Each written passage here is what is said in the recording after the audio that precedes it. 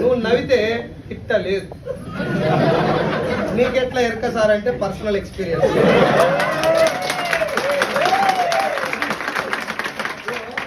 నేను బాగా బయట తిరిగి వస్తా.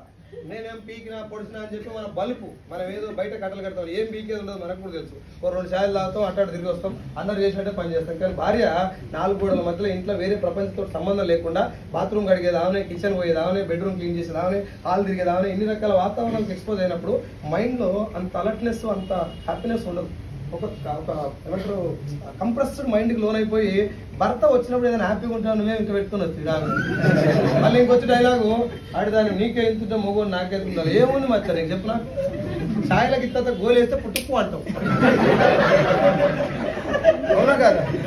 డికాషన్ ఉంది నీ జీవితం, దానికెందుకు సింపుడు. Yes or no? ఏం తిట్టినా పర్లేదు, నా పిల్లం నన్ను తిడుతుంది, ఎదురుగా నేను తిట్టినా పీకేది ఏం లేదు, నా వల్ల ఏం కాదు అనుకో.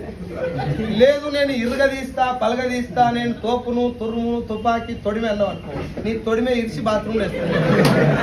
ప్రపంచం మొత్తంలో నువ్వు ఎవ్వంతోడనే గొడవ పెట్టుకో, పిల్లం దగ్గరకు అసలే. నేను ట్రై చేసిన గెలుద్దామని, నేను ఇంటికి వస్తే వాడు చెప్పి కదా దాన్ని వేసి సైదులు సార్ తోపు డీవీసీ లేపి కదా.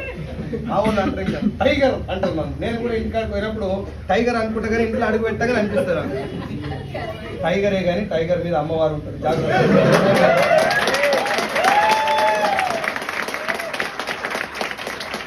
నా రిక్వెస్ట్ ఏంటంటే ముఖం మీద నవ్వు అంటించుకో. నీకు నవ్వు వస్తలేదంటే ఈ మీటింగ్లో కూర్చో. నేను ఓపెన్గా చెప్తున్నా, దిస్ ఈజ్ మై మీటింగ్. ఇప్పటి నుంచి నీకు నవ్వు వస్తలేదు అంటే ఈ బిజినెస్కి నువ్వు సూట్ కావు. ఎందుకు వస్తలేదు నవ్వు? ఎందుకు రాదు చెప్పు? ఈగో వస్తుంది. ఆ ఈగో తోటి అది కూడా రాదు. జలక దిక్కల ఆజా, నిన్న మొన్నది ఆజా, చట్నీస్లో తిన్నది ఆజా రాదు. ఎప్పుడు వీకెండ్ తెలియదు. ఇప్పుడు ఈ